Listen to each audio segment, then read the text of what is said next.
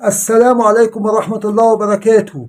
النهاردة هنتكلم في حدوتة صغيرة كده عن شارع الجيش، وحدوتة صغيرة عن ميدان باب الشعرية. نبتدي بشارع الجيش. شارع الجيش كان اسمه زمان شارع الأمير فاروق. بعد ثورة 23 يوليو بقى اسمه شارع الجيش. الشارع ده كان زمان قبل ما يتبني كان عبارة عن حارة ضيقة حواليه بيوت عشوائية مش مبنية بنظام. كان اسمه حارة العسيلي.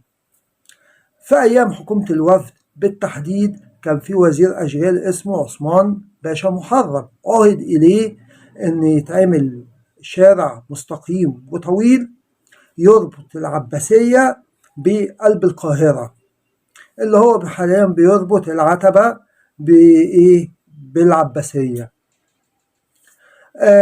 طبعا عثمان باشا محرم اضطر يشيل البيوت كتير في الشارع دون علشان في الطريق ده كله علشان يعمل الشارع. وده أثار نوبة من الانتقادات ضده، بس كمل.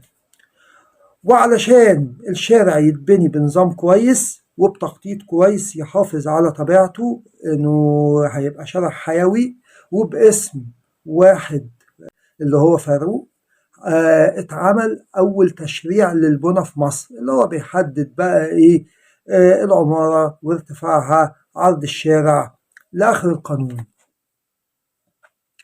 نيجي بقى واحنا ماشيين في الشارع هنوصل لحد ميدان باب الشعرية، وهنتكلم دلوقتي عن حكاية عنه دلوقتي.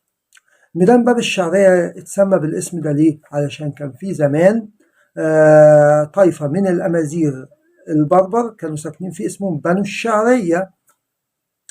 الشارع دون كان مجرى للخليج المصري، والخليج المصري كان مجرى ملاحي بيربط النيل بالبحر الأحمر، يعني كان طريق تجاري ينقل عليه البضائع عن طريق السفن. الفاطميين أيام الفاطميين بقى كان في الشارع دون في الحتة دي كان فيها أنطرة كوبري عشان الناس تعدي من الضفتين، وكانت الأنطرة عالية طبعا علشان تسمح بمرور السفن والمراكب. وكان في الناحية التانية أو على ضفاف الخليج دون كان في قصر جميل جدا كان اسمه قصر اللؤلؤة أو القصر الغربي، اللي هو كان سكن فيه العزيز بالله اللي هو أبو المعز لدين الله، وكان سكن فيه برجوان.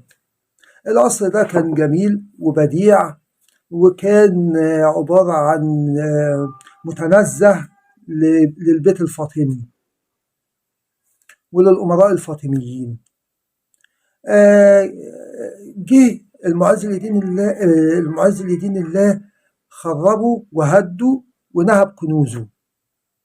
مات المعز لدين الله، جه ابنه الظاهر لإعزاز دين الله بناه تاني وجدده واعتقل اللي خربوه.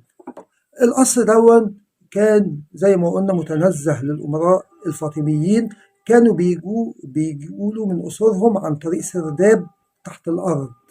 السرداب ده فضل موجود لحد الوزير الفاطمي الأفضل شاهن شاه ابن بدر الدين الجمالي، أمير الجيش بدر الدين الجمالي. سد السرداب دون سده ليه؟ عشان كان خايف من الطائفة النزارية.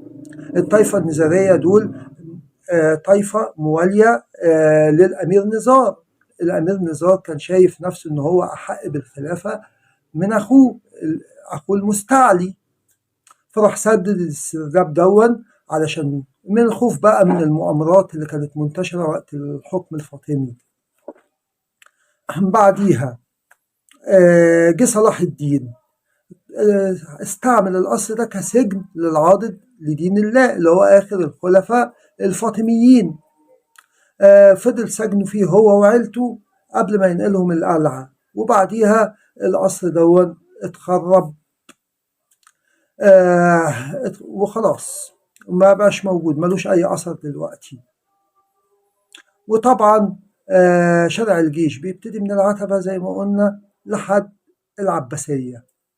وبكده نكون خلصنا لكم حكايتين عن شارع الأمير فاروق وميدان باب الشعر. أتمنى أنها تكون عجبتكم.